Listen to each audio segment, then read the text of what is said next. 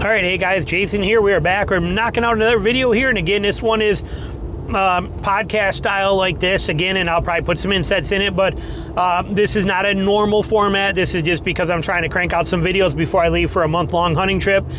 I leave for basically the last week of October all the way through November, and I go and I hunt and travel all over the Midwest, hunt 4 different states. And when I'm doing that, my wife has all of her family, 7 sisters. She's got everybody that comes down and hangs out here with her, which is pretty cool. So they get a little reunion every year, and I get to go hunt for a month. So I'm trying to crank videos out so I still have content to publish. So right now, while I'm doing all this driving, this format kind of works for me. It is not a permanent format. That said, today we're going to be talking F-150s, Super Duties, Rangers, Mavericks. We're talking about Fords. Which Ford would I buy and what Fords would I not buy 2026? How I would do it, what I see happening, what's a good buy, what's not. That's what we're going to cover. So the 2026 order form is not officially, the build-in price is not on the site yet. However, with that said, sorry, I'm actually trying to, there's a piece of beef jerky that is stuck in a tooth and I'm trying to get it real quick. Hold on. I think we just got it. There we go. All right. But so we know that the 26 Ford F-150 build-in price is not open, but the dealer ordering stuff is available. And I've got a whole video on my computer all laid out, broke down, and I will finish recording tonight. Is October 1st. I will record that video tonight and show you guys what options are what. You'll see that before you even see this. So you'll already know what's going on. But in that video, you will see that there's some big changes coming for the F-150, and none of them are really good. Okay, none of them are good at all. The F-150, basically, the STX loses the option of the 5.0, which is very upsetting, disappointing and upsetting. Again, Ford in their package packing and forcing you to go to higher trims to get the things you want. It's disgusting. More things have been cut out with technical cost reduction. The only good news is, and I didn't even see the price of it yet. I will check it when I get on that video tonight. But they are adding in a new 401B package to the Tremor, which is letting you keep the stock bumpers, the cheaper bumpers, and but it's allowing you to get the Tours in front end, which I guess is a good thing. But realistically, no offense, I'd rather have an STX with a 5.0 and then have Ford put the Tours in front differential in there automatically, get the STX with a rear locker. It'd be the perfect combo. And again, now they've tried to cut you out of the 5.0. So as far as the F-150 goes for 2026, my opinion is there's so many 2025s available.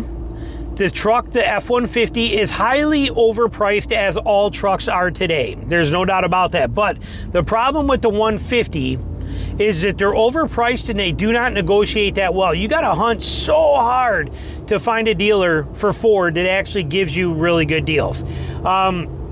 Just my experience, and I'm just not a fan of the Ford. Ford in general, their mentality upsets me. But the F-150, when it comes to that, given the sheer volume and number of 2025s that are available, I would buy it in a 2025. I would not get a 2026. Ford is by far, now all companies deal with technical cost reduction and things like that, but in my opinion, Ford is the #1 company that goes so extreme every year in their cutbacks and charging you more money for it. Every year you buy a Ford, you get less and less and you pay more and more. There is no two ways about it. There is no other way to explain it. It's just what it is. And it's always Ford. You think I'll buy a 2026. It's a model year newer, got to be better. No, it's worse every year. It gets worse and cheaper and less quality every single year than it does the other way around. And you pay more for less options, whether you know it, see it, or it's hidden behind the scenes and you don't see it. Very upsetting how that works. So with Ford, my general rule of thumb with all of them is if you can buy last year's model, buy last year's model. It's probably a better built one anyway. That's just my thoughts. And again, we see that. Those numbers are legit. But the F-150 especially, There's so many 2025s available right now that if you wait until the November, December buying period, the deals should be phenomenal, but then they'll also carry over into January, February, March, and you'll be able to get deals on 2025s for a long time. There's so many 2025 F-150s on the lots. I don't think the F-150 is the way to go for 2026. I'm not saying it's going to be a bad truck, and I'm not saying I wouldn't buy one when all that's left is 2026s, but right now with 2025s, buy the 2025. That's my opinion on that. Now, and again, keep in mind, I'm not knocking the F-150. I've owned 9 F-150s. I love the F-150. I cannot stand Farley and what he's done to the company. I cannot stand how only thing that matters to him is investor profit. Nobody doesn't care even remotely about us, what we want, anything. He is a hardcore nickel and dime, give every inch and cent and every possible thing to investors, because investors are the ones that pay his check, and the rest of us be damned. He does not care at all. I don't care what he says, thinks, he proves it over and over again. He is single-handedly in 5 years taken that company from low profits for investors to very high profit for investors, but from being built Ford tough and a good quality truck for us to rock bottom as far as cost reductions, quality of componentry, recall numbers, all this stuff. He's just, like I said, he is not for us in any kind of way. And it shows. But the F-150 just is not a truck that makes a lot of sense to me anymore. I don't think the value is there. You might, and there's nothing wrong with that, because the truck is a good truck. It's just not one that I would personally buy right now in an F-150. Same goes for the Maverick. Maverick was amazing when it came out, whatever it was, 5-6 years ago when it came out for $20,000. Amazing. Now the fact that it's $35,000, no, you can kiss my rear end. I'm sorry, but what are you thinking here? There's just no way. Is it a great truck? Yes, it is. I mean, the engineers created magic with that truck. 10 pounds of crap can fit in a 5-pound bag and be comfortable. And that describes the Maverick. The truck is absolutely amazing on every level. The problem? Ford, Farley, prices. That's the problem. They have screwed the Maverick. And for when it comes to the Maverick, it's not my kind of truck, but if you're buying one, whatever one you can get the best deal on, get it. I don't think there's any significant changes in 2026 that warrant buying a 2026 over a 2025. And again, with it being Ford, most likely there's some technical cost reduction you will not find out about until later, and it's going to be a lesser quality truck in 26 than it was in 25. My thoughts. Ranger. The Ranger is the one exception that I would buy at any year, probably 26, because you just can't find many 2025s.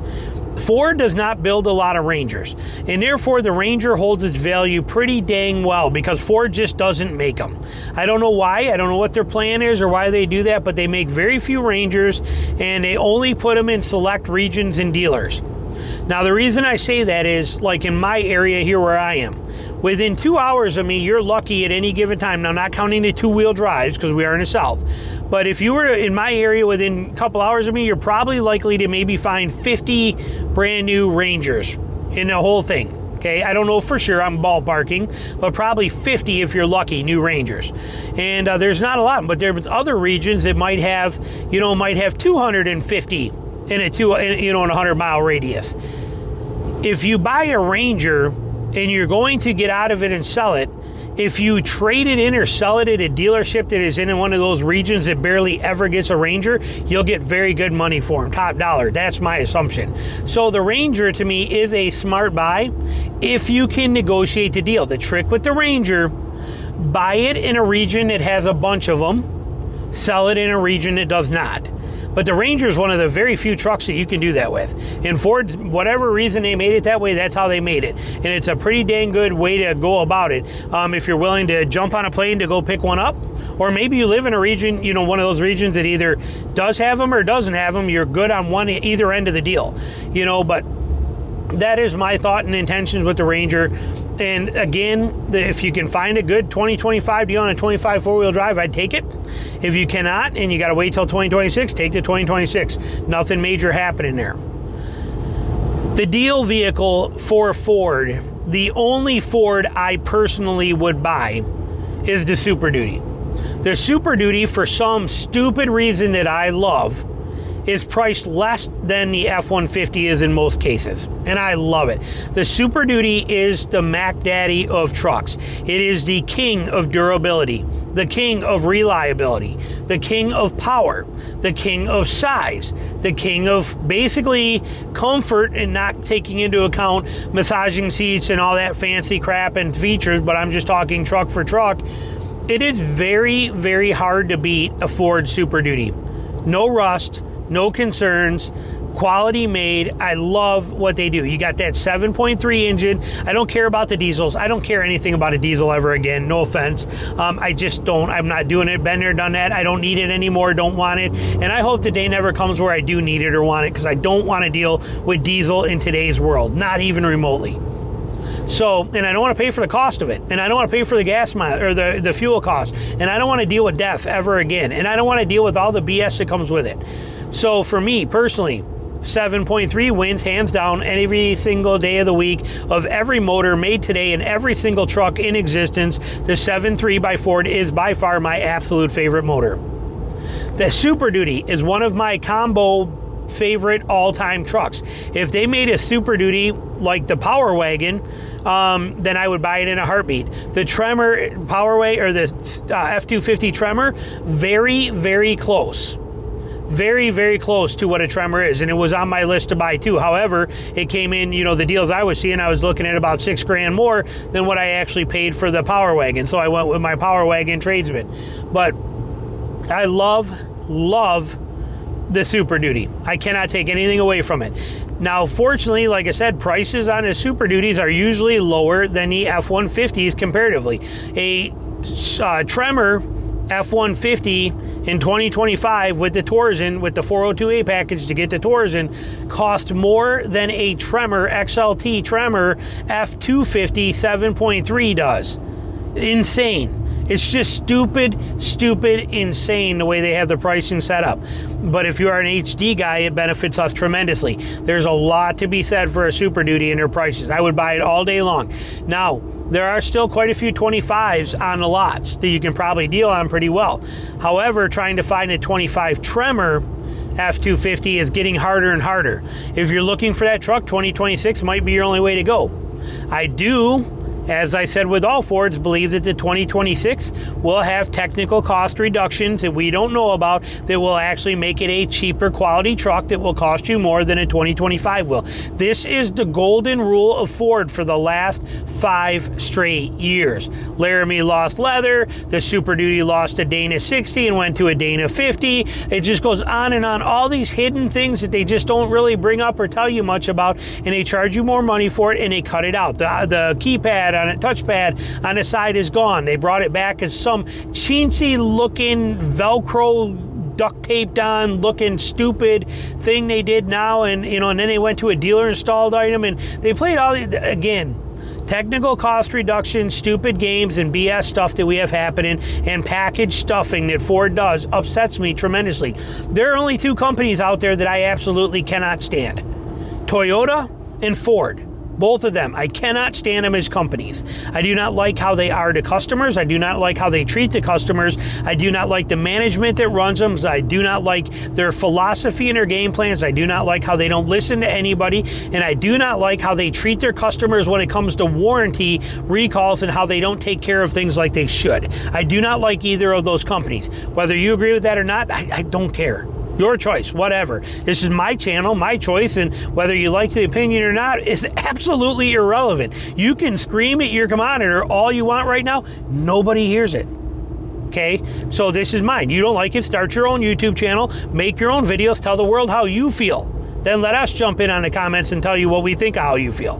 But point being, I don't like Ford and I don't like Toyota. I don't like them as a company. But the Super Duty I would still buy today. Despite the fact that I do not like Ford, I would buy their Super Duty truck. There's one right there. Old, proven, reliable, tough as nails, gets it done, does not fail, just flawless truck that runs and no drama.